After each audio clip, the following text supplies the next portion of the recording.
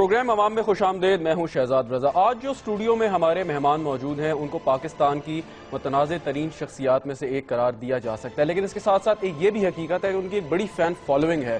کافی لوگ جن میں فنکار، بہت سے مشہور سنگر بھی شامل ہیں، ان کو فالو کرتے ہیں، ان کی بات مانتے ہیں اور ان کا دفاع بھی کرتے ہیں مختلف فورمز پہ. تو ہمارے ساتھ آج اسٹوڈیو میں موجود ہیں دفاعی تجزیہ کا زید حامد صاحب. زید حامد صاحب، میں اس پہ نہیں جاؤں گا کہ آپ کا بیک گراؤنڈ کیا ہے، آپ کن کن لوگوں کے ساتھ کام کرتے ہیں، ماضی میں آپ کو کیا کیا الزامات آپ کے بارے میں لگے، بے تحاشا پروگرام ہوئے، بے تحاشا چیزیں ہوئیں. میں کچھ چیزوں کے بارے میں آپ کی اوپینین جاننے کی کوشش کروں گا اور اس پہ جو میرے سوال ہیں وہ آپ سے میں پوچھوں گا. سب سے پہلی بات یہ کہ پاکستان ایک عرصہ دراز سے دہشت گردی کا شکار ہے، ایک جنگ لڑ رہا ہے طالبان کے ساتھ، دہشت گردوں کے ساتھ، جس میں آپ کا اوپینین یہ ہے کہ ان کو غیر ملکی امداد بھی حاصل ہے. اب حکومت نے سیاسی جماعتوں کے ساتھ مل کر، عسکری قیادت کے ساتھ مل کر فیصلہ کیا کہ مذاکرات ہونے چاہیے. آپ سمجھتے ہیں کہ یہ مذاکرات کسی نتیجے پہ پہنچیں گے اور کامیاب ہوں گے؟ دیکھیے، بات اتنی واضح ہے کہ اس پر ڈیبیٹ کرنے میں ہمیں حیرانی ہوتی ہے کہ ابھی تک ہمارے قوم کے حکمرانوں کو، ہمارے سیاستدانوں کو، ہمارے دانشوروں کو یہ بات کیوں نہیں سمجھ میں آ رہی کہ تحریک طالبان پاکستان کوئی آزاد دہشت گرد گروہ نہیں ہے. یہ تو کوئی ایسا دہشت گرد گروہ بھی نہیں ہے کہ جو اپنی پالیسی سیاستدانوں کے ساتھ عسکری قیادت نے بھی مکمل اظہار کیا اور کہا کہ مذاکرات ہونے چاہیے. عسکری قیادت کے بارے میں تو یہ بات میں بڑے کانفیڈنٹلی کہہ سکتا ہوں کہ انہوں نے سارا اختیار پولیٹیشنز کو دے دیا کہ جو آپ چاہیں فیصلہ کریں، ہم اس پر راضی ہیں. یہ بات نہیں کہی کہ آپ ضرور کریں جا کے مذاکرات، اختیار دے دیا ہے. پچھلے 5-6 سال کے اندر فوج کی جو پالیسی رہی ہے، جنرل کیانی کی جو پالیسی رہی ہے کہ سیاست میں دخل نہیں دینا، پولیٹیشنز کو فیصلہ کرنے دیں. اور جہاں تک ٹی ٹی پی کا تعلق ہے وہاں بھی یہی پالیسی ہمیں. تو جیسے انہوں نے اختیار دے دیا سیاستدانوں کے، پہلی بات تو مجھے اس سے اختلاف ہے کہ فوج نے اختیار دے دیا، کیونکہ فوج جمہوری حکومت کے ماتحت کام کرتی ہے، نہ کہ اختیار دیتی ہے. اگر فوج نے کہہ دیا کہ مذاکرات ہونے چاہیے اور ہم آپ کو سپورٹ کرتے ہیں، تو اس کا مطلب ہے جو سیاستدانوں نے فیصلہ کیا کہ مذاکرات ہوں، تو اس کا مطلب ہے کہ فوج کی بھی منشا شامل ہے. دیکھیے، آپ اس بات کو جس طرح مرضی انٹرپریٹ کریں، fact of the matter is کہ پرائم منسٹر کو ٹوٹل اتھارٹی دے دی گئی. جب رائے لی گئی فوج سے، فوج نے کہا جی آپ کا اختیار ہے، آپ جو چاہیں فیصلہ کریں. تو جو بات آپ کہہ رہے ہیں اس میں ہماری بات میں کوئی اختلاف نہیں ہے. تو اب جب سب متحد ہیں، فوج بھی متحد ہے، سیاستدان بھی اس بات کو مان رہے ہیں، بہت سارے تجزیہ کار بھی اس بات کو سپورٹ کر رہے ہیں کہ مذاکرات ہونے چاہیے، تو پھر اس میں مسئلہ کیا؟ مذاکرات کریں، مسئلہ حل کریں. ہاں، مسئلہ یہ ہے کہ مذاکرات آپ ان دہشت گرد گروہوں سے کر ہی نہیں سکتے جو خود آزاد نہیں ہے. شام کی حکومت فری سیرین آرمی سے کیا مذاکرات کرے گی جب ٹی ٹی پی خود مختار نہیں ہے؟ نہیں، دیکھیے اس کے تانے بانے کہاں سے ملتے ہیں؟ پھر آپ بتا دیں. ٹی ٹی پی مکمل طور پر اس بات میں، اب اگر کوئی شک کرتا ہے تو اس کے تجزیے پر ہمیں شک ہوگا، اس کے ذہنی کیفیت پہ ہمیں شک ہوگا. T T P Afghanistan based ایک گروپ ہے جو پاکستان پہ حملے کر رہی ہے. پچھلے 12 سال سے، اگر یہ 10 سال سے پاکستان کے خلاف جنگ کر رہے ہیں، جس لیول کا اکوپمنٹ، سپلائیز اور ویپنز ان کے پاس آ رہا ہے، آپ مجھے بتا دیں کہ ان کو یہ کون دے رہا ہے؟ کیا پاک آرمی دے رہی ہے؟ کیا ایس آئی دے رہی ہے؟ کون دے رہا ہے؟ جو لیٹسٹ ٹیلی کام اکوپمنٹ ہیں، سیٹلائٹ اکوپمنٹ ہیں، جو ان کے پاس نائٹ ویژن ڈیوائسز ہیں، جو ان کے پاس ہتھیار ہیں، جو ٹنوں کے حساب سے ٹرک لوڈ آف ویپنز آ رہا ہے، یہ کون سپلائی کر رہا ہے؟ اس کا جواب آپ پوری کی پوری ٹی ٹی پی یا جتنے بھی 50 سے زائد گروہ ہیں جن کے بارے میں مختلف اوقات پہ بات سامنے آتی رہتی ہے، وہ سب جو ہے وہ افغانستان میں جو طالبان ہے وہ سپورٹ کر رہے ہیں؟ نہیں جناب، I am not seeing this. I am seeing Afghanistan میں سی آئی اے اور را انہیں سپورٹ کر رہی ہے. اچھا، افغانستان میں تحریک طالبان پاکستان کے بیسز ہیں، ٹریننگ کیمپس ہیں، سپلائی لائنز ہیں، ان کے ہینڈلرز ہیں. سی آئی اے انہیں سپورٹ کر رہی ہے، لیکن اس کے ساتھ ساتھ سی آئی اے تو ان پہ ڈرون سے بم بھی گرا رہی ہے. سی I a in per drone سے بم نہیں گرا رہی. This is exactly the different part of it. Pakistan میں صرف ٹی ٹی پی کے وہ کمانڈروں کو قتل کیا گیا ہے سی آئی اے کے ڈرون کے ذریعے جو پاکستان سے بات کرنا چاہتے تھے، چاہے ملا نیک محمد ہو، اس سے پہلے جو 2004 میں جس سے پیس ایگریمنٹ کیا گیا تھا، اس کے بعد مولوی نذیر ہو. باقی جو تمام، حکیم اللہ محسود کو تو آج کل ڈرون سے نہیں مارا گیا.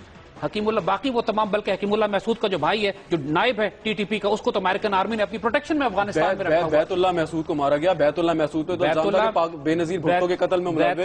بیت اللہ محسود تو چاہتے ہی نہیں تھا بات کرنا. بیت اللہ محسود کو پاکستان آئی ایس آئی نے سی آئی اے کو غلط انٹیل دے کے مروایا تھا. It was an intel operation. C I A کبھی نہیں مارنا چاہتی تھی اس کو. یہ اس کی ریالٹی اور ہے. 10 دفعہ ہم نے انفارمیشن دی تھی پاکستان نے سی آئی اے کو کہ بیت اللہ محسود یہاں پر اس کو ایلیمنیٹ کرو. جب سی آئی اے نے ہر دفعہ اوائڈ کیا, دین وی ڈیسائیڈڈ ٹو میک اے فول. لیکن حکیم اللہ محسود کی آپ نے بات کی. حکیم اللہ محسود کی تو سٹیٹمنٹ آئی کہ جی میڈیا کے ذریعے مذاکرات نہ کریں, کوئی فریم ورک بنائیں, کوئی جرگہ بھیجیں, تو وہ تو مذاکرات کرنا چاہ رہا ہے, تو پھر کیوں نہیں مار رہے سی آئی اے سے؟ بات یہ ہے کہ سوات میں بھی آپ نے TTP سے معاہدہ کیا تھا, ایک شریعت آرڈیننس جاری کیا تھا, آپ نے پوری حکومت پاکستان نے, زرداری صاحب نے آرڈیننس سائن کیا تھا ان کے ساتھ. کیا ہوا اس معاہدے کا؟ کس نے توڑا؟ آرمی نے توڑا یا TTP نے توڑا؟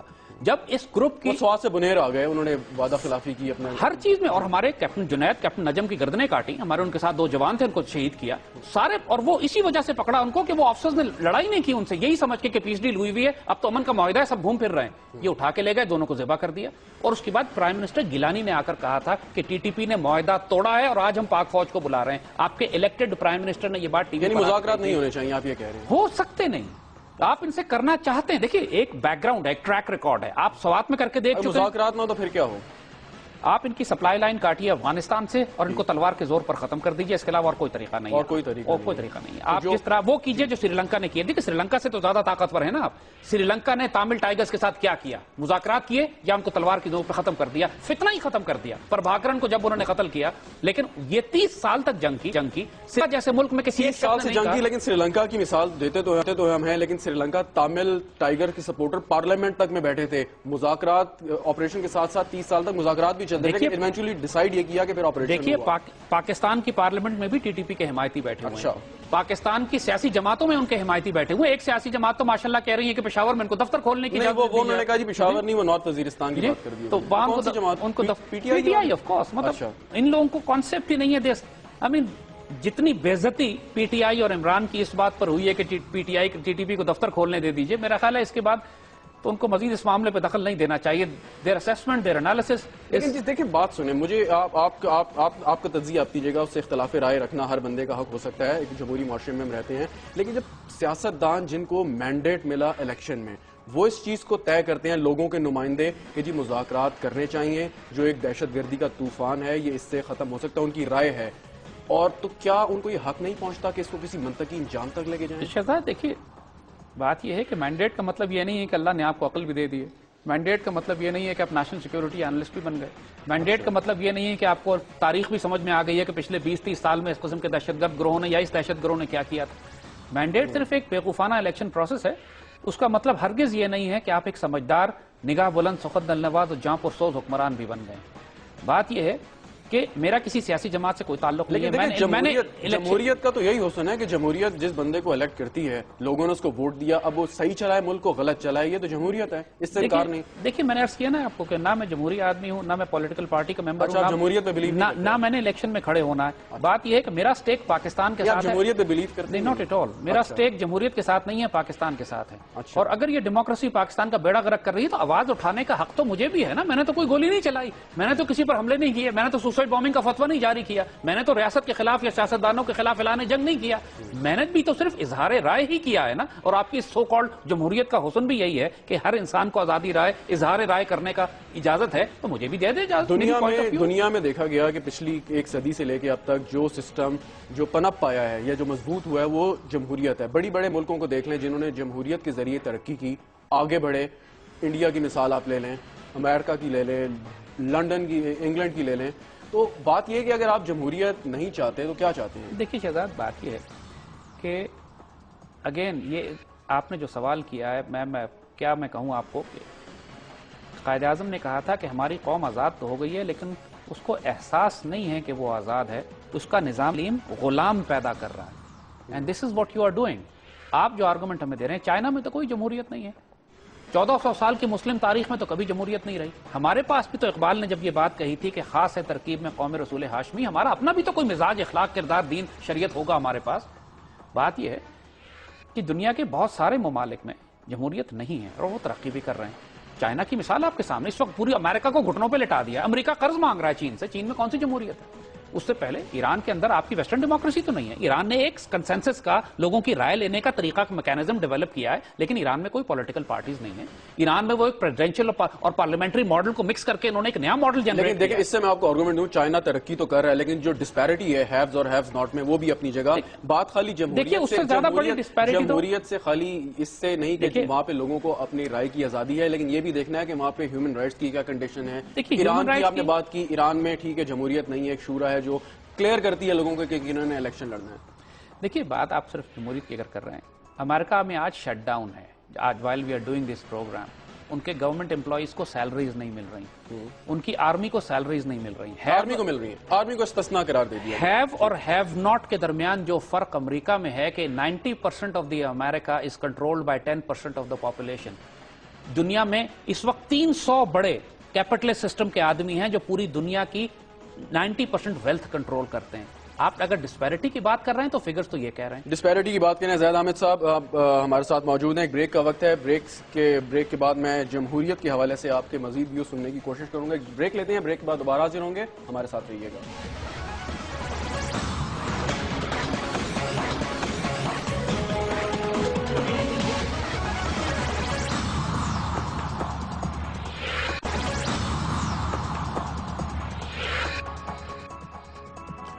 ویلکم بیک، ہمارے ساتھ موجود ہیں دفاعی تجزیہ کا زید حامد صاحب۔ زید حامد صاحب، بریک پہ جانے سے پہلے آپ نے کہا جی پاکستان میں ایک سو کالڈ جمہوریت ہے، اگر آپ جمہوریت کے حامی نہیں ہیں تو پاکستان میں کیا سمجھتے ہیں کس قسم کا نظام ہونا چاہیے؟ دیکھیے شہزاد، پاکستان میں ایک پوری پولیٹیکل ری انجینئرنگ کی ضرورت ہے۔ جو ایک ٹریڈیشنل ماڈلز ہیں آپ کے پاس، جس طرح اکانومی کے ٹریڈیشنل ماڈلز ایک زمانے میں کہا جاتا تھا کیپٹلزم ہوگا یا کمیونزم ہوگا، کیپٹلزم بھی اب کولیپس ہو گیا، کمیونزم بھی کولیپس ہو گیا، کیپٹلزم بھی کولیپس ہو گیا۔ ایک آزاد آدمی کا یا آزاد معاشرے کا اب کام یہ ہے کہ آپ بیٹھ کے یہ سوچے کہ یہ دونوں سسٹمز کولیپس کیوں ہو گئے اور اب ایک نیا ماڈل بنا ہے۔ Let's reengineer an economic model for example. وہ کیا نیا ماڈل ہوگا؟ اسی طرح ہم بات کر رہے ہیں کہ جس طرح آپ کے جو پولیٹیکل ماڈلز ہیں، ڈکٹیٹرشپ بھی بالکل انسان کے لیے بادشاہتے ہوں یا ڈکٹیٹرشپ ہو، آج کے دور میں وہ نہیں چلتے ہیں۔ اس طرح ڈیموکریسی کو بھی آپ دیکھ چکے ہیں کہ جس کو اقبال نے بھی ڈیفائن کیا تھا کہ ظلم و استبداد کا دیو جس کو تم آزادی کی نیلم پر ہی سمجھتے ہو وہ پاؤں مارتا چلا آ رہا ہے۔ اقبال سے بڑھ کر تو ہم میں کوئی تھنکر فلاسفر نہیں ہے۔ اقبال نے جب جمہوریت کے بارے میں یہ بات کہی کہ جس میں انسانوں کو گنا کرتے ہیں، تولا کرتے ہیں، تو I am a follower of Iqbal. I very strongly blue کہ اقبال نے ٹھیک کہا تھا، سمجھ میں آئے یا نہ سمجھ میں آئے، بہتر ہے کہ یقین کر لیں۔ علامہ اقبال جمہوریت کے حامی نہیں تھے؟ قطعاً نہیں تھے، ایبسولوٹلی ناٹ۔ کیا سسٹم کیا ہونا چاہیے آپ کے خیال میں؟ آپ نے بڑا اسٹڈی کیا اس پہ۔ دیکھیے آپ کے پاس آپ کو ری انجینئر کر کے ایک اپنا ایسا ماڈل نکالنا ہے کہ کیا ماڈل ہو، وہی میں پوچھنا چاہ رہا ہوں آپ سے۔ دیکھیے ماڈل خلافت راشدہ کا ہے۔ اچھا، ہمارے پاس خلافت راشدہ ایک ایسا ماڈل گزرا ہے ہماری اسلامی تاریخ میں کہ جس کو آپ رول ماڈل بنا کر اس کے پیرامیٹرز میں رہتے ہوئے آج کی دنیا میں نئے پولیٹیکل سوشل اکنامک ماڈلز بنا سکتے ہیں۔ جب ہم بینکنگ اکنامک سسٹم کی بات کرتے ہیں تو اب بڑے بڑے ویسٹرن لیکن زید حامد صاحب خلافت راشدہ کا جو دور تھا، سنہری دور تھا، اس سے کسی کو اختلاف نہیں، اور میرے خیال میں اگر مجھ پر کوئی بلاسفیمی کا یا اس طرح کا کوئی فتویٰ نہ لگ جائے، لیکن یہ بھی ایک تلخ حقیقت ہے کہ 4 میں سے 3 خلفائے راشدین کو شہید کیا گیا۔ دیکھیں انسانی معاشروں میں ایسے ہی ہوتا ہے، کوئی بڑی بات نہیں ہے۔ اچھا، بڑی بات نہیں ہے۔ خلافت راشدہ کا جو ماڈل ہے انسانیت کے جتنے ماڈلز ہیں ان میں آئیڈیل ہے، باقی جتنے بھی ماڈل ہوں گے اس سے نیچے ہوں گے، اور انسانی معاشرہ پاکستان میں آپ یہ کہہ رہے ہیں کہ خلیفہ کو ہم نامزد کرنے خلیفہ نہیں کہا، ہم نے خلافت راشدہ کے ماڈل کو کہا۔ اچھا، ماڈل کیا ہے وہی سمجھنا چاہ رہا ہوں میں ذرا۔ ماڈل یہ اسلام کے بارے میں، یہ پاکستان کے کانسٹیٹیوشن میں پہلی لائن لکھی ہوئی ہے کہ آپ کوئی قانون قرآن و سنت کے خلاف نہیں بنا سکتے، یہ ہمارا کانسٹیٹیوشن ہے نا۔ بالکل ٹھیک۔ تو پھر منافقت بند کر دیں، let's come to the brass tacks, let's come to the point کہ جی اب پاکستان کے پولیٹیکل جوڈیشل اور اکنامک ماڈل کو آپ قرآن و سنت کے مطابق ان لائن لائیں، یا تو اس لائن کو نکال دیں۔ ماڈل ہی پوچھنا چاہ رہا ہوں، ماڈل کیا ہونا چاہیے؟ کون آگے اوپر بیٹھے، پریزیڈنٹ ہو، خلیفہ ہو، ڈکٹیٹر ہو، کیا ہو، بتائیں۔ دیکھیے اس سے فرق نہیں پڑتا ہے کہ کون ہو، بات یہ ہے کہ رولز اینڈ ریگولیشن اور کانسٹیٹیوشن اور پیرامیٹرز کیا ہوں گے، وہ قرآن و سنت ہے۔ آج پاکستان کے دور کے مطابق پاکستان کے اندر رہتے ہوئے، مثال آپ کو ایران کی دیتے ہیں، ایران نے کیا کیا ہے کہ ایک ایسا پولیٹیکل ماڈل بنایا کہ جس میں ویسٹرن ڈیموکریسی کے خرابیاں موجود نہیں ہیں، انہوں نے پولیٹیکل پارٹیز ختم کر دی۔ ایران میں پورا الیکشن ہوتا ہے، یعنی پاکستان میں پولیٹیکل پارٹیز ختم کر دینی چاہیے۔ دیکھیے اب بات یہ ہے کہ ہم جتنے سیریس سبجیکٹ کی بات کر رہے ہیں اس کے لیے ایک میچور ڈیبیٹ کی ضرورت ہے۔ ایک ایسا پولیٹیکل ماڈل جس میں پولیٹیکل پارٹیز نہ ہوں، ایک ایسا پولیٹیکل ماڈل جس میں سیاسی جماعتیں، قومیت، لسانیت، 1988 کا سپریم کورٹ کا فیصلہ بے نصرت بھٹو کیس میں، جس میں ڈکلیئر کیا گیا کہ political parties are the essence of democracy. اگر ہم جمہوریت چاہتے ہیں، ملک کو آگے چلانا چاہتے ہیں، تو سیاسی جماعتوں کے کردار سے انکار نہیں کر سکتے۔ آج آپ پاکستان جمہوریت کو نہیں چلانا چاہتے، یہی تو ہم کو کہہ رہے ہیں۔ نہ ہم سود اور ربا کے بینکنگ سسٹم کو چلانا چاہتے ہیں، نہ ہم اینگلو سیکسن جوڈیشری کو چلانا چاہتے ہیں۔ سود اور ربا کی بات ہے، وہ بھی کیس سپریم کورٹ میں پینڈنگ ہے، تو میرے خیال میں ججز حضرات کا کام پینڈنگ نہیں ہے، قرآن و سنت نے فیصلہ کر دیا ہے۔ ججز حضرات کا کام ہے کہ اس کو طے کریں۔ ججز حضرات کا کام نہیں ہے، کیونکہ ججز حضرات سے اوپر قرآن و سنت ہے، اور قرآن و سنت فیصلہ کر چکی ہے کہ یہ قرآن و سنت کے افکار کی روشنی میں اس پہ فیصلہ کیا جائے۔ میرا خیال ہے ان ججز کا کام صرف اتنا ہے، اس وقت یہ ڈیلے کر رہے ہیں اس ڈیسیژن کو امپلیمنٹ کرانے میں، ان کا اس وقت صرف یہ رول ہے۔ Coming back to the same question, میں آپ سے یہ پوچھا تھا کہ آپ چاہتے ہیں کہ جمہوریت اگر نہ ہو تو وہ ماڈل ہو کیا؟ وہ ماڈل ذرا مجھے سمجھا دیں۔ دیکھیے ہم نے آپ کو شہزاد کہی نا بات، آپ کو کہ ایک ایسا پولیٹیکل ماڈل کہ جس میں قومیت، لسانیت، فرقہ واریت اور فرقے کی بنیاد کے اوپر سیاسی جماعتیں نہ ہوں. ہمارے ملک میں تمام سیاسی جماعتیں ہماری یا کوئی سندھ کارڈ کے اوپر ہے، کوئی بلوچ کارڈ پہ، کوئی پختونوں پہ کھیل رہا ہے، کوئی MMA جو بنی ہے، ساری 6 مذہبی جماعتیں اپنے اپنے فرقے کو ریپرزینٹ کرتی ہیں. یہ نہ ایسنس آف ڈیموکریسی ہے اور نہ ہی یہ پاکستان کی فیڈریشن کو مضبوط لیکن زاہد صاحب یہ تو کلچر اور ایتھنیسٹی کا حصہ ہے جس کو پوری دنیا میں ایکسیپٹ کیا جاتا ہے. اگر میں پشتون ہوں تو مجھے وہ پشتون ہونے پہ، پاکستانی ہونے پہ فخر ہوگا. شہزاد مجھے یہ بتائیے کیا لبرل ڈیموکریٹس یا لبرل اور ڈیموکریٹس یا جو کنزرویٹو اور دوسرے جو انگلینڈ اور امریکہ میں سوسائٹیز ہیں وہ کس قومیت، لسانیت، فرقہ واریت کو ریپرزینٹ کرتی ہیں؟ انہوں نے تو اپنے ملک میں 2 پارٹیز رکھی ہوئی ہیں. 2 پارٹی رکھی ہیں. اگر امریکہ بھی آپ بات کرتے ہیں کہ آپ ایسٹ کوسٹ سے لے کے ویسٹ کوسٹ تک امریکہ کی واحد زبان انگلش ہے. اس کے بعد لیٹینوز آتے ہیں جو اسپینش بولتے ہیں اور وہ ساؤتھ امریکہ سے دوسرے ممالک سے آئے ہیں. تو language plays a very important role. دیکھیے بات یہی تو مرض کر رہے ہیں آپ کو کہ پاکستان کے تمام سوشل، پولیٹیکل، ایکیڈیمک، ایجوکیشنل سسٹم کو ری انجینئر کرنے کی ضرورت ہے. اچھا 1949 کے بعد جب قرارداد مقاصد ہمارے بڑوں بزرگوں نے پاس کی تھی، اس کے بعد آپ نے جو قرارداد مقاصد میں لکھا ہے جو آپ کے آئین کا حصہ ہے، بات صرف اتنی ہے کہ مغربی معاشرے میں جو انہوں نے کانسٹیٹیوشن میں لکھا ہے کہ ہم ایک یونائٹڈ اسٹیٹس آف امریکہ بنائیں گے، جیسے آپ نے کہا ایک قانون نافذ کیا، ایک زبان نافذ کی. اپنے ملک کے معاملے میں وہ یہ سنسیئر تھے. ان کی جو کارپوریٹوکریسی تھی، ان کی جو کارپوریٹ ان کی ملٹری انڈسٹریل کمپلیکس تھا جو اپنے ملک پہ حکومت کرتا ہے، ان لوگوں نے اپنے مفاد کے مطابق پورے سسٹم کو ری انجینئر کیا. جو ان کے فاؤنڈنگ فادرز نے جو ان سے کہا، سچی بات ہے انہوں نے وہ بھی نہیں کیا. ان کو بینکنگ سسٹم میں آپ کی بات کاٹ رہا ہوں. Coming back to the same point, آپ نے کہا کہ جمہوریت نہیں، ایک ہمیں ایسا سسٹم بنانا چاہیے. تھوڑا سا ہمارے ناظرین کی کنوینئنس کے لیے کہ وہ سسٹم کیا ہو، کون اس کو ہیڈ کرے، پریزیڈنٹ ہو، پرائم منسٹر ہو، خلیفہ ہو، کیا ہو، وہ ذرا سمجھا دیں. ہرارکی کیا ہو اس کی؟ چلیں آپ کو ہم نے بتایا کہ جو اسلامک پولیٹیکل ماڈل ہے پوری 1400 سال کی اسلامک تاریخ میں، ہم مسلمان کبھی بھی سیاسی جماعتوں کی بیس پہ ڈیموکریسیز نہیں بناتے. ہمارے ہاں ایک مرکزی صدر، آپ اس کو پریزیڈنشل ماڈل کہہ لیجیے، ایک صدر ہوتا ہے جس کو آپ ایران میں کیا کرتے ہیں وہ پریزیڈنٹ ڈائریکٹ الیکٹ ہوتا ہے. ٹھیک ہے، یہ پوری قوم الیکٹ کرتی ہے، الیکشن ہوتا ہے. ٹھیک ہے. پریزیڈنٹ امریکہ میں آپ کیا کرتے ہیں؟ امریکہ میں پریزیڈنٹ ڈائریکٹ الیکٹ کرتے ہیں، پوری قوم الیکٹ کرتی ہے. بالکل ٹھیک. That model is closer to Islam model. تو یعنی کہ ایسا پریزیڈنٹ ہو یا کوئی شخص ہو جس کو پوری قوم ڈائریکٹ الیکٹ اور جو ایران میں وہ یہ کرتے ہیں. ایران نے حضرت عمر کا ماڈل لیا ہوا ہے. حضرت عمر نے کیا کیا تھا کہ اپنے شہادت سے پہلے 6 آدمی اپوائنٹ کر دیے. شورا بنا دی. شورا نہیں بنائی تھی، شارٹ لسٹ کیے تھے. ٹھیک ہے. یعنی ایک طرح سے الیکشن کمیشن کا کام کرتے ہوئے آپ نے شارٹ لسٹ کیا 6 آدمی اور اس کے بعد پوری مسلمان امت سے کہا کہ اس میں سے سلیکٹ کر لیں جس کو چاہو. یہ ماڈل ہے آپ کا. اچھا، دس از دا ماڈل. ایران میں جیسے شورا ہے. اور ایران اس کے بعد کیا کرتا ہے، let me complete now. Iran اس کے بعد کیا کرتا ہے اور جو امریکہ بھی یہی کرتا ہے کہ امریکہ میں پریزیڈنٹ آپ الیکٹ کرتے ہیں اور پریزیڈنٹ اس کے بعد 5-6 ہزار بندوں کی ٹیم اپنی لے کر آتا ہے. Secretary of state, secretary of defence, secretary of food, technocrats آتے ہیں، سارے پروفیشنلز آتے ہیں. ایران یہی کرتا ہے. آپ ایران کا پریزیڈنٹ اپوائنٹ کرتے ہیں اور سارے منسٹرز ٹیکنوکریٹس ہوتے ہیں. اچھا، آپ یہ کہنا چاہ رہے ہیں کہ کوئی ایسی باڈی ہو پاکستان میں، چاہے وہ کن بھی لوگوں کے مشتمل ہو جو اس پر پورا اترتے ہیں اس کیٹیگری میں، اور وہ ان لوگوں کو شارٹ لسٹ کریں. آپ کو دیکھیے آپ کے پاس الیکشن کمیشن تو شارٹ لسٹ کرنے والا ہے نا، جوڈیشری تو دیا ہوا ہے آپ نے. اچھا ٹھیک ہے. بات یہ ہے کہ اس دفعہ جو آپ نے الیکشن کمشنر صاحب رکھے تھے، he turned out to be complete nincompoop failure. جو کچھ ظاہر ہے کوئی الیکشن اس سے زیادہ کرپٹ الیکشن تو پاکستان کی تاریخ میں نہیں ہوئے. آپ کو سٹارٹ وہیں سے کرنا پڑے گا کہ چاہے آپ سپریم کورٹ کی باڈی بنائیے، الیکشن کمیشن بنائیے، نیوٹرل باڈی ایک ایسی 10-15 لوگوں کی بنا دیجیے جو پورے 18 کروڑ کے پاکستانیوں میں سے چھانٹ کر 6 آدمی نکال لیں اور قوم سے کہیں کہ اس میں سے جس کو چاہو صدر بنا لو، پھر اس سے کہیں کہ اپنی ٹیم لے کر آئے. ٹھیک ہے. دس از دا فرسٹ اسٹارٹ. باقی کام اس کے بعد ہو. آپ کو ٹیکنوکریٹک گورنمنٹ چاہیے. جمہوریت تو پھر آ گئی، الیکشن پھر ہو گیا، 6 لوگوں کے درمیان مقابلہ ہے، وہ اپنی کیمپین بھی چلائیں گے، لوگوں سے ووٹ بھی مانگیں گے. This is the point, this is what I am saying کہ آپ چونکہ آپ نے بہت ہم سے ایک جنرل آؤٹ لائن مانگی ہے، ڈیٹیلز نہیں مانگی. ڈیٹیلز کی بات تو ہے کہ کیمپین ان کو اجازت دی جائے گی یا نہیں دی جائے گی.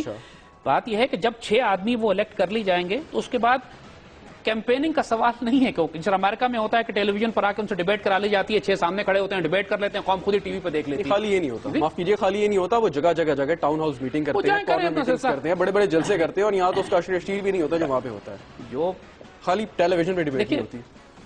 جنرل آؤٹ لائن کی اگر ہم بات کر رہے ہیں، ہم گریٹیز کی بات نہیں کر رہے. آپ نے جس بات کی کہ پاکستان میں 250 سیاسی جماعتیں ہیں جو علاقے صوبیت، قومیت، لسانیت پہ تقسیم ہوئی ہوئی ہیں. کچھ اس میں سے فورن فنڈڈ ہیں، کچھ صرف اپنے محلے اور صوبے کے لیول پر ہیں. اس سارے نظام کو ختم کر کر آپ کو پوری قوم سے کہیں کہ 6 بہترین لوگ ہم نے سلیکٹ کر دیے ہیں، اس میں سے ایک کو صدر بناؤ اور پھر اس سے کہیں کہ تم اپنی ٹیم لے کر آؤ. That is the way to start with. اس کے لیے چاہے کانسٹیٹیوشن چینج کرنا پڑے کر لیں، کیونکہ یہ ڈیموکریسی ملک ڈبو دے گی اور ڈبو رہی ہے. اچھا، مطلب اس میں آپ کو شک ہے؟ بالکل آپ کر کے انتظار کر لیں کچھ عرصہ ہو. آج پاکستان کا جو بیڑا غرق ہوا ہے پچھلے 6 سال میں، اب یہ بات ختم پرانی ہو گئی کہ مشرف کی غلطیاں یہ ساری، یہ اب بھی پرانی بات ہو چکی ہے کہ مشرف 6 سال بہت ہوتے ہیں ملک کو ریکور کرنے کے لیے. عمران نے تو کہا تھا 90 دن میں کرپشن ختم کرنے. لیکن کم از کم سیاستدان کو آپ ڈکٹیٹر سے کمپیئر نہ کریں. کم از کم سیاستدان احتساب کے لیے اپنے آپ کو ہر 5 سال بعد پیش تو کرتے ہیں. یار آپ یہاں کتنے ڈکٹیٹر ہے، کس نے اپنے آپ کو احتساب کے لیے پیش کیا آگے؟ شہزاد اس پر تو ہم صرف انا للہ و انا الیہ راجعون نہیں کہہ سکیں گے. یہ ایک خرافاتی بحث ہے کہ ڈکٹیٹر اچھا ہے یا سیاستدان اچھا ہے. پاکستان آج جو آپ کو نظر آ رہا ہے وہ ڈکٹیٹر آپ کو کون اچھا لگتا ہے؟ پاکستان آج جو بنا ہوا آپ کو نظر آ رہا ہے، جو ہماری اچیومنٹس ہیں وہ ڈکٹیٹرز کی ہیں. اچھا یہ بتا دیں قائد اعظم سے لے کے اب تک جتنے پاکستان میں لیڈر آئے، وزراء اعظم تھے، ڈکٹیٹرز تھے، صدور تھے، ان میں سے کوئی آپ کو اچھا بھی لگتا ہے؟ Quaid Azam Liaquat Ali Khan was one of the good one. Ayub Khan نے پاکستان کی زراعت ڈیولپمنٹ کے حوالے سے جنرلی سنسیئر کام کیا. منگلا ڈیم، تربیلا ڈیم، اسلام آباد شہر جہاں بیٹھے یہ سب ایوب خان کا. 3 لوگ آپ کو. جنرل ضیاء نے فورن پالیسی کے لحاظ سے جنرل ضیاء واز بریلینٹ. انہوں نے رشیا کو توڑ کے سوویت یونین کو توڑا، چائنا سے ریلیشن شپ بنائے، کلاشنکوف کلچر لے آئے، طالبان کو سپورٹ کیا، ڈالرز لیے، ایک مسلط کر دی ہمارے اوپر. یار یہ اگین وہ ہم کہیں کہ اتنی چھوٹی بات ہے. آپ جب ایک گلوبل پالیسی ڈیسیجن لیتے ہو کہ ہم نے افغانستان میں سوویت یونین ملک کا بیڑا غرق ہو جائے، آپ ڈیسیجن لے لیں. زاہد حامد صاحب دیکھیں یہ آپ مجھے بتائیے. بہرحال اب اس کے اوپر آپ ڈیبیٹ کر لیجئے جو مرضی آپ نے کرنی ہے، لیکن پوائنٹ آف ریمینس کہ پاکستان کے اس ڈیسیجن کی وجہ سے سوویت یونین ٹوٹا اور پوری دنیا کے نقشے تبدیل ہو گئے. بالکل سوویت یونین ٹوٹا اور دنیا کے نقشے تبدیل ہو گئے. زاہد حامد صاحب ہمارے ساتھ موجود ہیں. ایک بریک لیں گے، بریک کے بعد دوبارہ حاضر ہوتے ہیں. ہمارے ساتھ رہیے گا.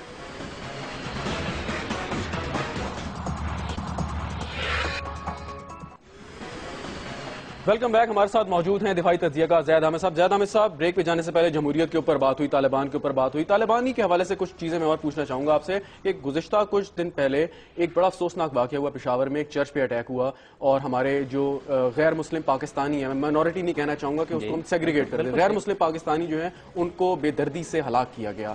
تو آپ سمجھتے ہیں کہ جو مائنورٹیز کی حالت ہے، کچھ عرصے 2-3 دن پہلے ایک اور خبر آئی کہ ایک ہندو کو، ایک لوک فنکار کو اس قبر سے نکال کے اس کی ڈیڈ باڈی کی بے حرمتی کی گئی. تو کیا پاکستان میں ٹالرنس ختم ہو گئی ہے کہ ہم اپنے غیر مسلم بھائی جو ہیں ان کو برداشت کر سکیں اپنے معاشرے میں؟ شہزاد پچھلے 6 سال میں 1 لاکھ پاکستانی شہید اور زخمی ہوئے ہیں، اور اس میں مائنورٹیز بھی شامل ہیں نا، اس میں سب شامل ہیں. ہم ہندوؤں کو یا عیسائیوں کو الگ نہیں کریں گے. جیسے آپ نے کہا کہ وہ پاکستانی ہیں، وی اون دم. اور جتنے بھی دھماکے ہوئے ہیں، جتنے قتل و غارت ہوئے ہیں، اس میں کوئی 2000 کے قریب نان مسلمز مارے گئے ہیں، 50,000 مسلمان مارے گئے ہیں. ٹھیک ہے، تو صرف مائنورٹیز یا so called non Muslims insecure نہیں ہیں. انسیکیور لیکن ایک فرق یہ ہے کہ ان کو ان کی مذہب کی بنا پر ٹارگٹ کیا گیا. احمدیوں کو ٹارگٹ کیا گیا، شیعہ کمیونٹی کو ٹارگٹ کیا گیا. I disagree. پاکستان کے خلاف جو جنگ کی جا رہی ہے ہمیں بھی مذہب کی بنیاد پر ہی ٹارگٹ کیا جا رہا ہے. کیونکہ ٹی ٹی پی کے مطابق ہم سب کافر ہیں، آپ بھی اور میں بھی. جبھی تو وہ ٹارگٹ کر رہے ہیں نا، جبھی تو پاکستان آرمی کو وہ کافر کہتے ہیں. اسی لیے ان کو حدیث میں خوارج کہا گیا ہے، اسی لیے ان کو تکفیری کہا جاتا ہے عربک زبان میں کہ یہ دوسرے مسلمانوں کو کافر کہتے ہیں. خوارج یعنی ریجیکشنسٹ. خوارج وہ جو حضرت علی رضی اللہ عنہ عثمان کے دور سے چل رہے ہیں اور آج تک آ رہے ہیں، جو دین سے، مذہب سے، معاشرے سے خارج ہو کے نکل کر سب کو کافر کہہ دیتے ہیں. تو آپ کو بھی کافر کہتے ہیں. مذہب، یہ جو جنگ ہمارے خلاف ہے یہ بنیادی طور پر ایک مذہبی جنگ ہے. اس کا جو نیریٹو ہے، دیکھیے ایک تو ملٹری اسٹریٹجی ہوتی ہے نا کہ آپ کہاں سے حملہ کریں گے، ایک ہے اس کا آئیڈیولوجیکل ویژن. لیکن پاکستان میں ایک بہت بڑی تعداد ہے سیاستدانوں کو چھوڑ کے جو آپ عام لوگوں سے سڑکوں پہ، گلی میں، محلے میں بات کرنے جائیں تو وہ بھی اس چیز کے حامی ہے کہ بات کی جائے، ان سے مذاکرات کیے جائیں اور ان کو اس طریقے سے مت نہ چھوڑا جائے. دیکھیے بات یہ ہے کہ ہماری قوم کو ہم کیا کہیں جب ہمارے حکمران اور ہمارے میڈیا اور ہمارے دانشور ہی کنفیوز رہے ان ایشوز کے اوپر. ٹھیک، تو قوم سے تو ہمیں کوئی شکایت نہیں ہے، قوم کو تو پتہ ہی کچھ نہیں ہے. آج 50 60 100 میڈیا چینل جو آپ نے کھول دیے اور ہر چینل پہ 5 ٹاک شوز روز ہوتے ہیں، اس نے جتنی کنفیوژن مچائی ہے اس وقت تو قوم کو یہی فرق ہی نہیں پتا ہے کہ ٹی ٹی پی اور افغان طالبان میں فرق کیا ہے. یعنی جو موسٹ فنڈامنٹل بیسک، آپ بات کس سے کریں، ان سے کریں کہ ان سے کریں، دونوں ایک ہی گروپ ہے. اس قوم کو تو یہی نہیں. آپ سمجھتے ہیں کہ وہ ایک ہی گروپ ہے؟ ایک گروپ نہیں ہے، ایک گروپ نہیں ہے، ایبسولوٹلی ناٹ. افغان طالبان نہیں ہے. لیکن تھوڑا سا ہٹ گیا، میں مائنورٹی کے اوپر ہی آپ سے بات کروں گا کہ آپ انٹالرنس کی بات جہاں پہ آئی کہ کچھ ایسے خالی دہشت گردی کی کارروائیوں میں غیر مسلم پاکستانیوں کو قتل نہیں کیا گیا، ہلاک نہیں کیا گیا، اس کے علاوہ بھی کئی ایسے واقعات ہیں جس پہ اسپیسیفکلی ان کو اس لیے مارا گیا یا ان کو ٹارگٹ کیا گیا کہ وہ ان کا تعلق اسلام سے نہیں، وہ نان مسلم ہیں. پاکستانی معاشرے میں دیکھیے عدل نہیں ہے. عدل نہ سپریم کورٹ دے رہی ہے، نہ آپ کی عدالتیں دے رہی ہیں. اور جب عدل نہیں ہوتا تو پھر لوگ سڑکوں پہ آگ لگانے کے لیے نکلتے ہیں. مسئلہ صرف یہ نہیں ہے کہ آپ نے ایک عیسائی ہندو کو یا کسی قادیانی یا سکھ کو مار ڈالا، سوال یہ ہے کہ یہاں تک نوبت پہنچتی کیوں ہے؟ کیا عدالتیں انصاف کر رہی ہیں؟ کیا پاکستان میں آپ سزائے موت دے رہے ہیں دہشت گردوں کے؟ کیا پاکستان میں عدالتیں دہشت گردوں کو پنش کر رہی ہیں؟ جب آپ عدالت ہی فیصلے نہیں کر رہی، اور عدالتیں کہتی ہیں کہ ہمارے پاس ثبوت نہیں لایا جاتا، پروسیکیوشن ویک ہوتا ہے، عدالت نے تو اسی بنیاد پہ فیصلہ کرنا ہے جو چیز ان کے سامنے لائی جائے گی، عدالت اپنے آپ تو فیصلہ نہیں کر سکتی۔ اس سے زیادہ بے شرم آرگومنٹ اور کوئی نہیں ہو سکتی۔ اچھا، 8,000 آدمیوں کو 6,000 آدمیوں کو تو سزائے موت ہو بھی چکی ہے، ان کو سزائے موت سنا کیوں نہیں دیتے؟ یہ تو حکومت کا فیصلہ، عدالت کا نہیں، عدالت نے سنا دی، ابھی حکومت کا کام ہے بات کہ حکومت اس کو سزائے موت دیتی ہے نہیں دیتی۔ بات یہ ہے کہ عدالت ہر چیز پہ سموٹو لیتی ہے، اس پہ بھی لے لے، ملک کے مفاد میں ہے، پبلک انٹرسٹ میں ہے، آج ملک حالت جنگ میں۔ اور پھر بات یہ ہے کہ عدالتیں، یہ کہنے کی بات ہے کہ عدالتیں صرف اس کے اوپر فیصلہ کرتی ہیں، ایسے ایسے واقعات ہوئے ہیں کہ دہشت گرد ایکسپلوسیوز کے ساتھ پکڑ کے عدالت میں لایا گیا ہے اور جج نے یہ ججمنٹ لکھی ہے کہ جب تک یہ دھماکہ کرے نہیں اس وقت تک یہ دہشت گرد نہیں تصور کیا جائے گا، لہذا اس کو بری کیا جاتا ہے۔ شاہزین بگٹی 150 گاڑیوں کے ساتھ افغانستان سے لاتے ہوئے مین سٹریم میڈیا پہ پکڑے گئے، چند ماہ ان کو جیل میں بھی رکھا گیا، پھر باعزت بری بھی ہو گئے۔ یہ کس کھاتے میں؟ کون سی ایویڈنس چاہیے؟ اچھا، منورٹی کے اوپر ہی بات کر رہے ہیں کہ آپ سمجھتے ہیں کہ جو ہماری اسکولوں میں کتابیں پڑھائی جاتی ہیں اس کے حوالے سے بڑی کرٹیسزم ہوتی ہے کہ اس میں ایسی ایسی چیزیں درج ہیں کہ جن سے بچوں کا برین واش کیا جا رہا ہے، مائنڈ سیٹ ایک کریٹ کیا جا رہا ہے کہ جیسے کہ ہندوؤں کی عبادت گاہ تنگ اور تاریخ ہے، ہندو جو ہیں وہ اپنا ٹائم اپنے تہواروں پر ضائع کرتے ہیں اور ان کو ایک بلٹل کیا جا رہا ہے۔ آپ سمجھتے ہیں کوئی ایسی بات ہے؟ دیکھیے، ہم تو سمجھتے ہیں کہ ہمارے تعلیمی اداروں میں جو کتابیں پڑھائی جا رہی ہیں ہمارے بچوں کو نہ تو وہ انسان رہنے دیتی ہیں، نہ مسلمان رہنے دیتی ہیں، اور نہ ہی پاکستانی بنا رہی ہیں۔ وہ کیسے؟ آپ جنریشنز کو دیکھ لیں، جو ہمارے انٹر کے اور یونیورسٹیز کے بچے نکل رہے ہیں ان میں سے اردو میں بات کر لیں، کسی بچے کو اردو آتی ہے اس سے اس کی تاریخ پوچھ لیں پاکستان کی، اس کو یہ تاریخ معلوم ہے پاکستان کی۔ تو بچے کا قصور ہے، اگر نہیں آتی تو کتابوں کا کیا قصور ہوا؟ Come on, our education system, our education, چاہے اس میں ایجوکیشن سسٹم میں میرا جو سوال تھا کہ جو اپنی غیر مسلم پاکستانیوں کے لیے یا غیر مسلموں کے لیے جو کتابوں میں مواد موجود ہے وہ کیا اس کو نکالنا چاہیے یا نہیں؟ ایسی بات یہ ہے کہ اس وقت ہمارا پورا ایجوکیشن سسٹم ریویمپ ہونے کی ضرورت ہے، ہماری بک سمیت education system which include teachers کی ٹریننگ بھی، کریکولم بھی، اسکولوں کا نظام بھی، اس میں کتابیں اور ٹیکسٹ بکس بھی ہیں۔ اور جو ٹیکسٹ بکس کے اندر آپ کہہ رہے ہیں، نارملی ایک کانسیپٹ یہ ہوتا ہے کہ ہمارے ہاں چونکہ ایک پوری کیمپین چلائی جا رہی ہے آج کل کہ صاحب ہمارے ٹیکسٹ بک سے صلاح الدین ایوبی کو اور محمود غزنوی کو اور سلطان غوری کو اور احمد شاہ ابدالی کو نکال دیا جائے اور ٹیپو سلطان کو نکال دیا جائے کہ یہ مسلمانوں کو ملیٹنٹ بنا رہے ہیں، تو یہ خرافات ہے، ایبسولوٹ نانسنس۔ یہ سارے کے سارے ہمارے ہیروز ہیں اور ان کو ہمارے ٹیکسٹ بکس میں ہونا چاہیے، اس میں کوئی شبے کی بات نہیں۔ آپ انڈیا جا کے ٹیکسٹ بکس دیکھ لیجئے، وہاں پہ کس طرح وہ بے عزت کرتے ہیں پاکستان کو اور مسلمانوں کو اور مسلم ہسٹری کو اور مسلمان حکمرانوں کو، تو آپ کو ساری بات سمجھ میں آ جائے گی۔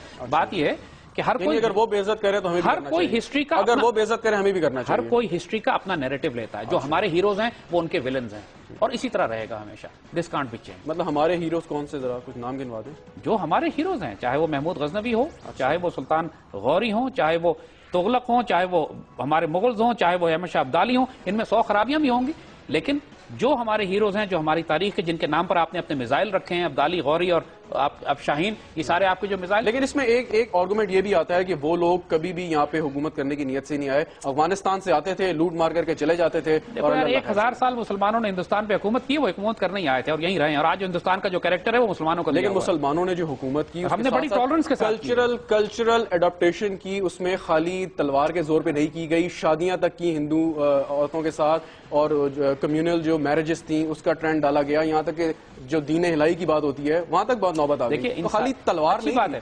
ایگزیکٹلی کلچرل سملیرٹیز تلاش کی گئی۔ آپ نے ہماری بات ری انفورس کر دی کہ 1000 سال مسلمان پیار اور محبت سے ہندوؤں کے ساتھ رہنے کی کوشش کرتے رہے، لیکن ہندو ہندو ہی رہا، مسلمان مسلمان ہی رہا، اور آخر میں 50 لاکھ مسلمانوں کو ذبح کیا انہوں نے کہ جب قائد اعظم نے یہ کہا کہ یار ہمیں الگ ملک دے دو، ہم تمہارے ساتھ نہیں رہ سکتے، الگ ملک بنانے کا فیصلہ آپ نے یا میں نے نہیں کیا تھا، قائد اعظم نے کیا۔ اس طرح کا ظلم تو پاکستان میں مسلمانوں نہیں، ایسا نہیں ہوا۔ اچھا نہیں ہوا، ایسا نہیں ہوا، یعنی کہ پارٹیشن جو ہوئی اس میں صرف انڈیا میں ظلم ہوا، ادھر نہیں۔ ایگزیکٹلی، اس لیے کہ وہاں پہ گاندھی تھے، RSS تھی، بجرنگ دل تھی، اور یہاں قائد اعظم تھے، اور قائد اعظم نے پاکستان میں کوئی سلاٹر نہیں ہونے دیا۔ آئسولیٹڈ چند ایک واقعات معمولی سے ہوئے ہوں گے، لیکن کوئی ٹرین پاکستان سے کٹ کر دہلی نہیں پہنچی، ناٹ اے سنگل ٹرین، لیکن سینکڑوں ٹرینیں دہلی سے لاہور میں کٹی ہوئی پہنچی ہیں، اور یہ فیکٹ آف ہسٹری۔ اس وقت کی آپ تحریریں پڑھ لیں، منٹو صاحب کے افسانے پڑھ لیں، آپ کو پتہ چلے گا۔ منٹو کے افسانے are no history, that's an افسانہ، you said it yourself, that's an افسانہ۔ لیکن افسانہ بیسڈ آن ریالٹی، جو آبزرو کیا بیسڈ آن ریالٹی، جو 1.25 کروڑ مسلمان گھروں سے نکلے تھے وہ پاکستان آنے کے لیے نکلے تھے، ٹھیک ہے, اور 1.25 کروڑ ہندو یہاں سے نکل کر نہیں گئے, یہاں سے چند لاکھ ہندو نکل کر گئے تھے, اور وہ سارے نہیں ذبح ہوئے, وہ ٹرینیں بھر کے گئے تھے اور خیریت سے دہلی پہنچے. خیریت سے دہلی پہنچے. زاہد حامد صاحب, ایک بریک کا وقت ہے, لیکن جب بریک سے واپس آئیں گے تو آپ کے فیوریٹ سبجیکٹ اسٹریٹجک ایشوز پہ میں آپ سے بات کروں گا. ایک بریک لیتے ہیں, بریک کے بعد دوبارہ حاضر ہوں گے, ہمارے ساتھ رہیے گا.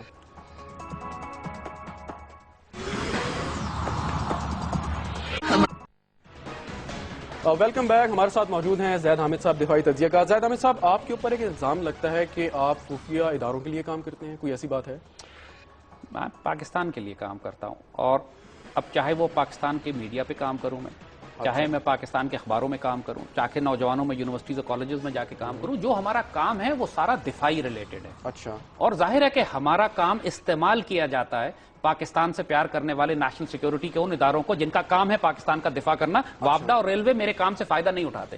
میرے کام سے جو ہم کام کرتے ہیں, جو میڈیا پہ کرتے ہیں, پالیسی پیپرز لکھتے ہیں, I run a defence and security think tank. اور تھنک ٹینک سب کیا کام ہوتا ہے؟ پالیسی پیپرز لکھنا, انالیسس کرنا, اسسمنٹ کرنا, اور وہ جو لکھ کے ہم براڈ کاسٹ کرتے ہیں اور ریلیز کرتے ہیں اور بھیجتے ہیں, تو اس میں پاکستان آرمی یقیناً فائدہ اٹھاتی ہے. اس میں کوئی شبے کی بات نہیں ہے. اور جس طرح میرے کارپوریٹ کلائنٹس ہیں, اس طرح over a period of time ہمارے آرم فورسز کے پروجیکٹس کے کلائنٹس بھی رہے ہیں, لیکن آن اینڈ آف, پروجیکٹ لیا, کام کیا, ختم کیا والا معاملہ جو. اچھا. ظاہر ہے اس میں کوئی شبے کی بات نہیں, نہ کوئی شرمندگی. دس از سمتھنگ دیٹ آئی سے اوپنلی. اچھا, لیکن خفیہ اداروں کے لیے کام کرنا تو کوئی بڑی بات نہیں ہے. خفیہ اداروں کے لیے نہیں, ہم اس کو خفیہ ادارہ نہیں سمجھتے. میرے والد فوج میں تھے, اب یہ کہنا کہ فوج کے لیے کام کرتے ہیں, he was an army officer. ٹھیک ہے, میں Pakistani and I run a think tank, اور میں ہر پاکستان کے اس ادارے کو, لیکن اس کا ایک پس منظر ہے. اس کا پس منظر یہ ہے کہ پاکستان کی جو تاریخ ہے, جو جمہوری تاریخ ہے, وہ اس قسم کے واقعات سے بھری پڑی ہے کہ جب سیاستدانوں کو ان کی بے عزتی کی گئی, ان کو جھٹلایا گیا, جمہوریت پر شب خون مارے گئے. تو اس تناظر میں کہا جاتا ہے کہ اگر آپ کام کر رہے ہیں خفیہ ادارے کے لیے تو شاید کوئی ایسی چیز ہے کہ آپ, اور اسی وجہ سے آپ کو جو خیالات ہیں جمہوریت کے خلاف, میں یہ بات نہیں کر رہا, جو آپ کے ناقدین ہیں وہ یہ بات کرتے ہیں کہ جو آپ اتنا زیادہ بات کرتے ہیں جمہوریت کے خلاف کہ جمہوریت سسٹم ٹھیک نہیں ہے, تو اس میں کوئی آپ کی ذات کا تعلق نہیں ہے, آپ کسی اور کے کہنے پہ کہتے ہیں. دیکھیے, اس سے زیادہ انسینٹی اور کوئی نہیں ہو سکتی, کیونکہ میرا زیادہ کام آئیڈیالوجیکل ہے. اقبال کو زندہ کر رہے ہیں, پاکستان کے اندر اسپرچل ڈائمینشن کی بات کر رہے ہیں, پاکستان موومنٹ کی بات کی جا رہی ہے, انٹرنیشنل اکنامک سسٹم کے خلاف میں بات کر رہا ہوں, پاکستان میں food genocide, genetically modified crops اور ملٹی نیشنلز کے فوڈ سپلائی جو پاکستان کو, اس کے خلاف بول رہا ہوں. یہ سب آئی آرمی کا ایجنڈا تو نہیں ہے. اچھا. بات یہ ہے کہ نیشنل سیکیورٹی ہمارے کام کا ایک حصہ ضرور ہے, جو پاکستان کی ڈیفنس اینڈ سیکیورٹی اسٹریٹجی ہے, لیکن میرا 90% کام آئیڈیالوجیکل ہے. تو وہ میں کس کے لیے کام کرتا ہوں؟ ایک چیز بتائیں مجھے, اب جب پچھلے یوم شہداء پہ جنرل اشفاق پرویز کیانی صاحب نے ایک سٹیٹمنٹ دی, انہوں نے کہا کہ پاکستان کا جو سب سے بڑا خطرہ ہے وہ ایکسٹرنل کے بجائے انٹرنل ہے. ایک بڑا پالیسی شفٹ تھا, اور ایسا محسوس ہوا اس کے بعد کہ شاید جو پاکستان کی سیکیورٹی پیراڈائم ہے وہ تبدیل ہونے نہیں, ایسا نہیں ہے. آپ نے سمجھنے میں آپ نے غلطی اس لیے کی ہے کہ انڈیا کے لیے سب سے بڑا خطرہ پاکستان ہے کہ نہیں ہے. Do you agree? No, I don't agree. You don't agree. India ظاہراً جو اپنی ساری انویسٹمنٹ کر رہا ہے, جو میسائلز لے رہا ہے, نیوکلیر پروگرام ڈیولپ کر رہا ہے, جو اپنی فوجیں ڈپلوائے کر رہا ہے, جو ایک سیکنڈ مجھے بات مکمل کرنا ہے, جو کولڈ سٹارٹ ملٹری ڈاک, وہ سب پاکستان. لیکن انڈین پرائم منسٹر نے, لیکن انڈین پرائم منسٹر کا سٹیٹمنٹ تھا کہ انڈیا کی نیشنل سیکیورٹی کو سب سے بڑا تھریٹ نیکسلائٹس ہے, جو کہ ماؤسٹ ہیں, جو لوکل انسرجنسی ہے. تو this is exactly what general Kayani said کہ بھئی بے شک اس کا مطلب یہ نہیں ہے کہ انڈیا نے پاکستان سے توجہ ہٹا لی. ہماری توجہ انڈیا کی طرف ہی ہے, ہماری توجہ, ہمارے لیے سب سے بڑا تھریٹ انڈیا ہی ہے, جو ہمارا پانی بھی بند کر رہا ہے اور کولڈ سٹارٹ بھی ہے. لیکن اس وقت پاکستان میں جو اربن انسرجنسی ہو رہی ہے ہمارے لیے درد سر بن گئی ہے, اور اس کے خلاف ہمیں آپریشنز کرنے پڑ رہے ہیں. اچھا, اس میں بھی انڈیا انوالو ہے؟ کوئی شبے کی بات ہی نہیں ہے. آپ سے میں سوال کر رہا ہوں نا کہ اتنی بڑی انسرجنسی جو پوری پاکستان آرمی کو مغرب میں پھنسائے ہوئے, وہ بغیر اسلحے کے لڑ رہی ہے, اس کو اسلحہ کون دے رہا ہے, پیسہ کون دے رہا ہے؟ اچھا, نہیں, میرے بالکل کوئی علم نہیں ہے, میں آپ کی معلومات سے استفادہ حاصل کرنا چاہتا ہوں. آپ کے پاس کیا ثبوت ہے کہ انڈیا پاکستان میں اس قسم کی حرکتوں میں ملوث ہے؟ دیکھیے, پہلی بار ٹریک ریکارڈ ہوتا ہے. مفتی بانی کو امپیریکل ایویڈنس کی بات کر رہے ہیں, وہ ایک علیحدہ ہم دونوں بات کر رہے ہیں. مفتی بانی کو کون سپورٹ کر رہا تھا؟ میں وہی بات کی نا, امپیریکل ایویڈنس کی بات کریں. ابھی کا کیا ثبوت ہے کہ ٹی ٹی پی کو انڈیا سپورٹ کر رہا ہے؟ کوئی ثبوت دے دیں آپ مجھے, آج پوری قوم آپ کو سن رہی ہے. ثبوت اس کا سب سے بڑا یہی ہے کہ they are based in Afghanistan and they, اور ان کے پاس اتنا ویپن ہے کہ جو پوری پاکستان آرمی کو وہ انگیج کر رہے ہیں. یہ ویپن کون دے رہا ہے؟ یا سی آئی اے دے رہی ہے یا را دے رہی ہے. اچھا, تیسرا تو نہیں ہے وہاں کوئی نا. افغان طالبان نہیں پتا بالکل, یہ تو آپ this is what we are telling you यही इंपेरिकल एविडेंस है कि एक ऐसी तहरीक मज़ाहमत को जो पिछले 10 साल से पाकिस्तान आर्मी को एंगेज किए हुए। यहाँ तो ये भी आर्गुमेंट आता है कि जी उसको सऊदी अरब भी फंड कर रहा है। नहीं, that's nonsense, rubbish, complete nonsense. अच्छा, सऊदी अरब पाकिस्तान को तो फंड कर रहा है, टीटीपी को फंड नहीं कर रहा। दिस इज इंसैनिटी, ये तो पागलपने की बात है। और वहाँ पे चैरिटीज हैं, कुछ ऐसे लोग हैं, उसामा बिन लादेन भी तो एक बहुत बड़े दौलतमंद घराने से ताल्लुक रखता था, अपनी दौलत लेके आ गए वो साहब। देखिए, पाकिस्तान के अंदर अभी भी बहुत सारे लोग हैं कि जो दहशतगर्दों को फंडिंग करते हैं।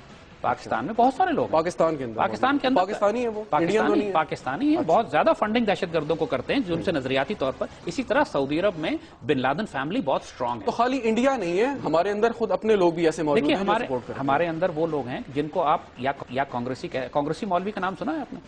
कांग्रेसी मौलवी उसको कहते हैं कि जो हमेशा से कांग्रेस के साथ रहे।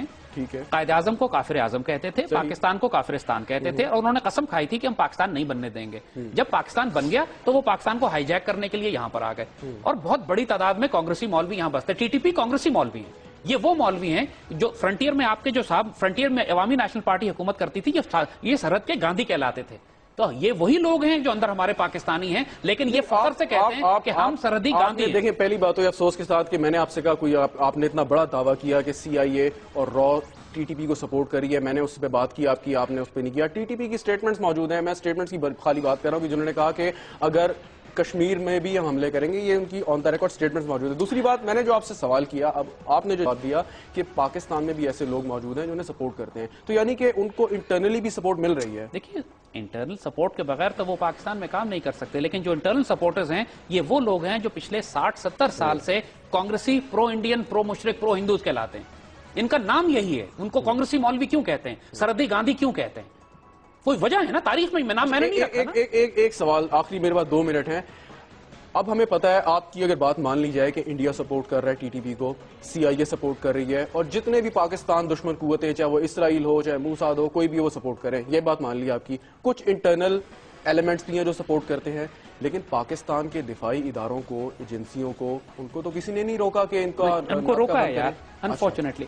ये जो केस है, इट्स अ ब्लेटेंट एग्जांपल कि लाल मस्जिद के ऊपर ऑपरेशन आर्मी ने किया, SSG कमांडोज गए, पूरी उस वक्त की पाकिस्तान हुकूमत, उस वक्त की सुप्रीम कोर्ट, उस वक्त की इलेक्टेड पॉलिटिकल गवर्नमेंट, वो सब शामिल थे, लेकिन पर्चा काटा गया पाकिस्तान आर्मी के सिपह सालार के खिलाफ, एक दहशतगर्द को कत्ल करने पर, जबकि एक मिलिट्री ऑपरेशन था।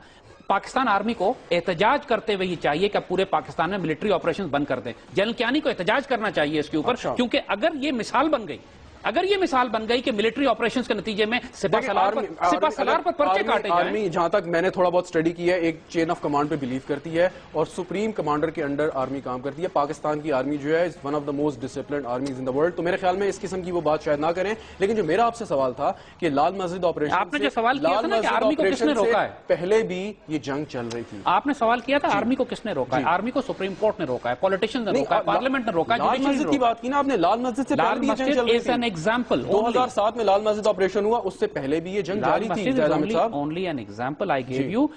पाकिस्तान के अंदर आर्मी को काम नहीं करने दिया जा रहा, क्योंकि सिविलियन इदारे डिलीवर नहीं कर रहे, सुप्रीम कोर्ट डिलीवर नहीं कर रही, आर्मी को आप इजाजत नहीं दे रहे कि ये दहशतगर्दों के खिलाफ मिलिट्री कोर्ट्स बनाकर उनको एलिमिनेट कर सकें। ठीक है, मैं इससे डिसएग्री करता हूं माजरत के साथ, ये आपके ख्यालात हैं, लेकिन ये कि आप एक जमहूरी माशरे में, अगरचे आप इस तरह की जमहूरियत को सपोर्ट नहीं करते, लेकिन आपका हक है, आप अपने राय का इजहार कर सकते हैं आज़ादी के साथ। गुफ्तगू आपने सुनी, ज़ैद हामिद साहब हमारे साथ मौजूद थे, हमने कई मौज़ूआत पर बात की। उम्मीद है कि आपको ये इंटरव्यू पसंद आया होगा।